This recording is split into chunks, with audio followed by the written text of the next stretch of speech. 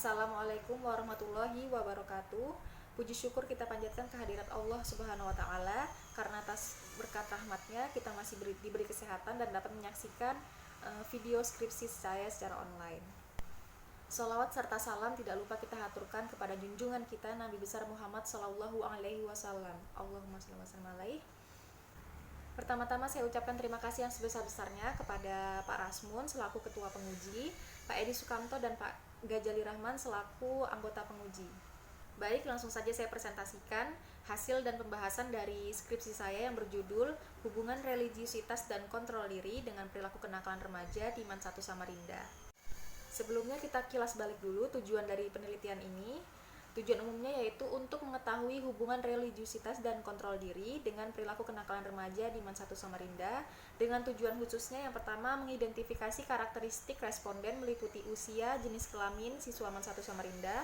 Yang kedua mengetahui hubungan religiusitas dengan kenakalan remaja di MAN 1 Samarinda. Yang ketiga untuk mengetahui hubungan kontrol diri dengan kenakalan remaja di MAN 1 Samarinda. Yang terakhir yaitu menganalisis adanya hubungan religiusitas dan kontrol diri dengan kenakalan remaja di MAN 1 Samarinda.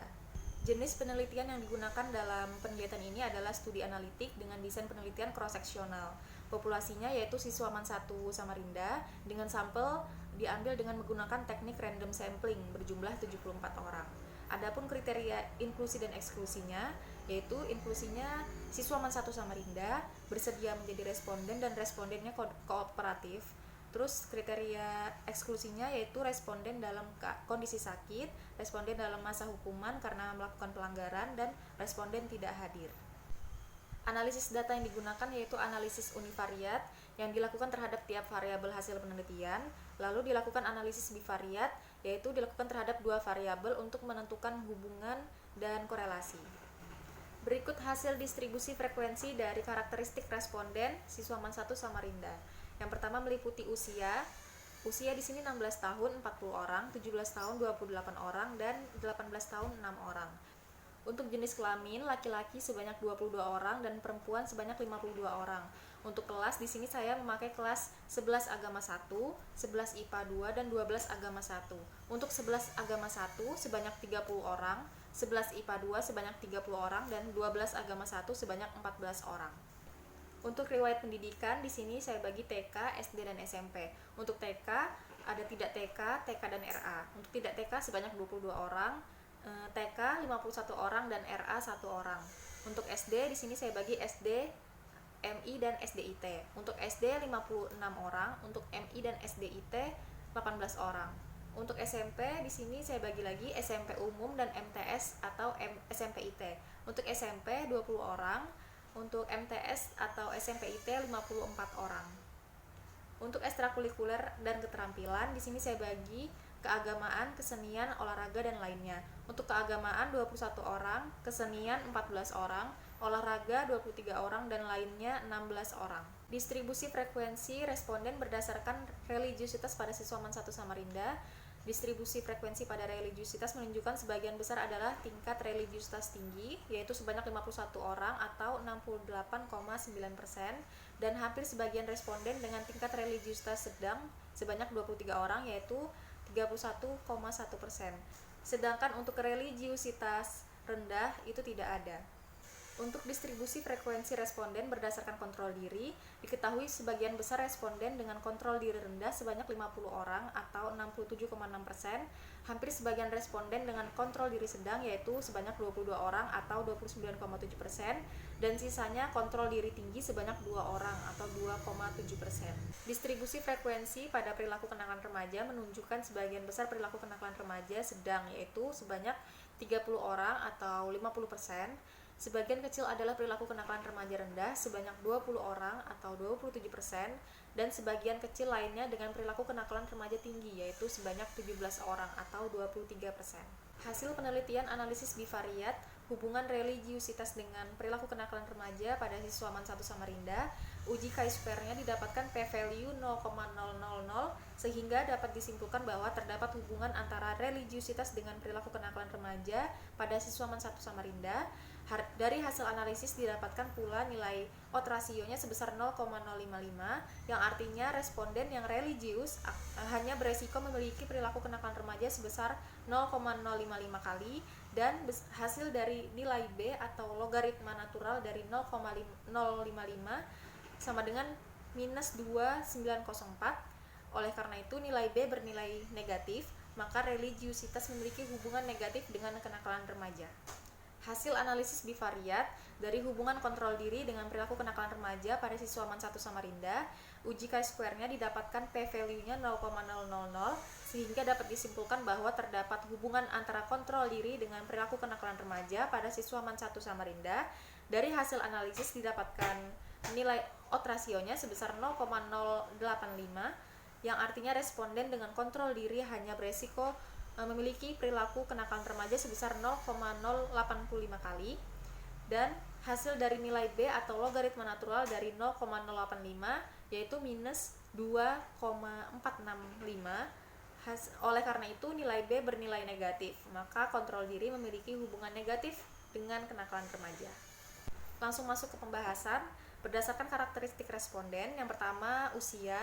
Distribusi responden berdasarkan usia. Pada studi kasus ini didapatkan bahwa usia responden berkisar antara 15 sampai 18 tahun, yang mana menurut Syamsu Yusuf 2012, usia ini masuk pada tahap remaja madya atau pertengahan.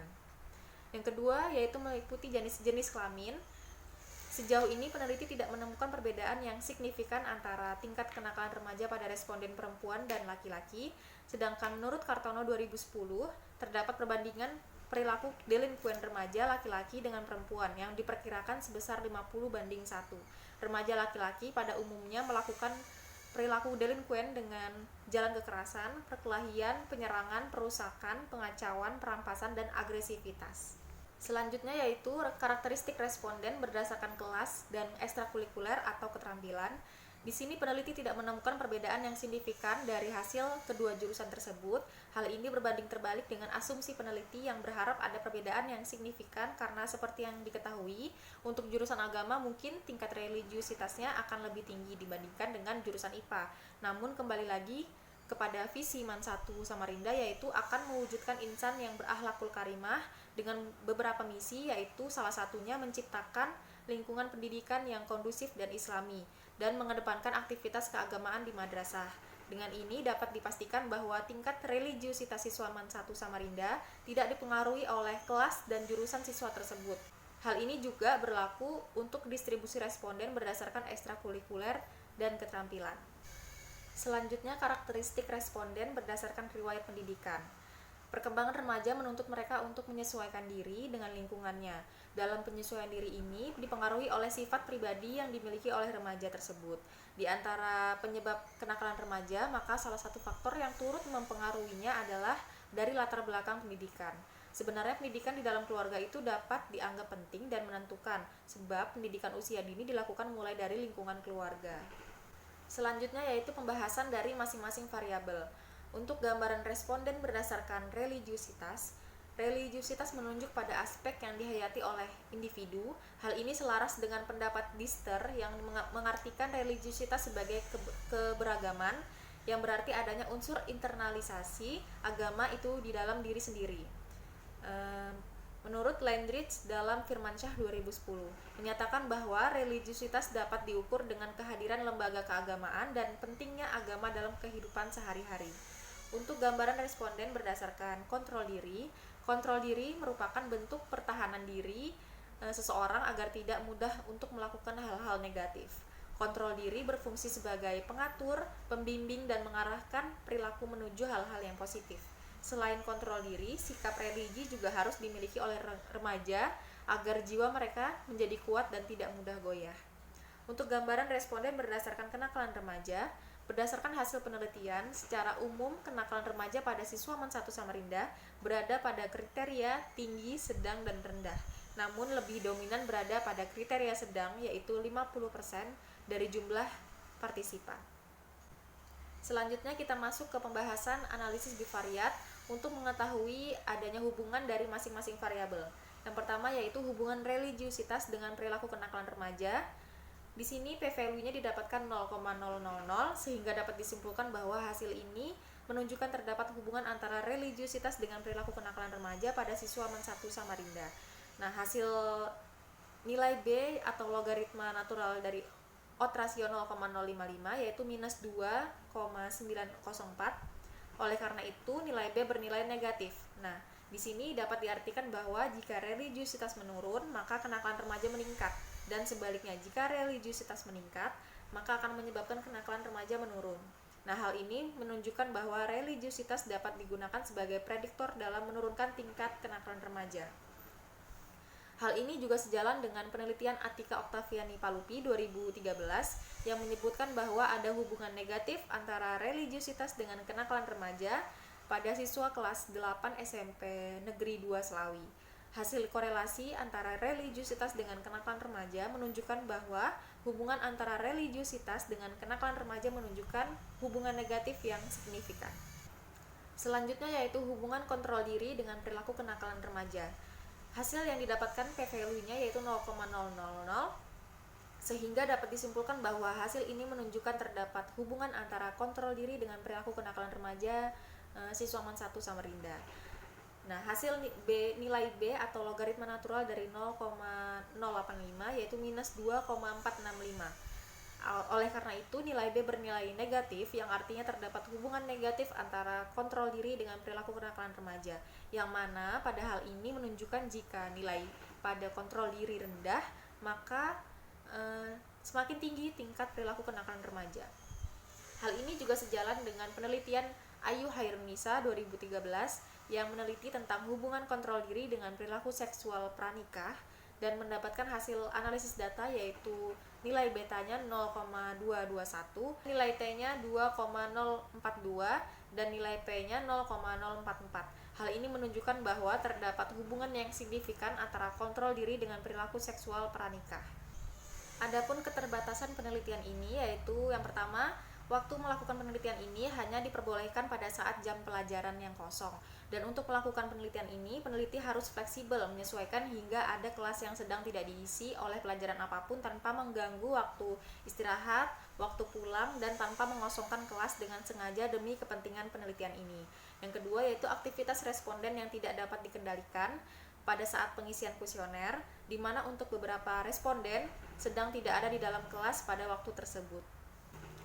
Baik, demikian presentasi hasil dan pembahasan dari skripsi saya yang berjudul Hubungan Religiusitas dan Kontrol Diri dengan Perilaku Kenakalan Remaja di Men 1 Samarinda. Atas perhatiannya saya ucapkan terima kasih. Kurang lebihnya saya mohon maaf. Wassalamualaikum warahmatullahi wabarakatuh.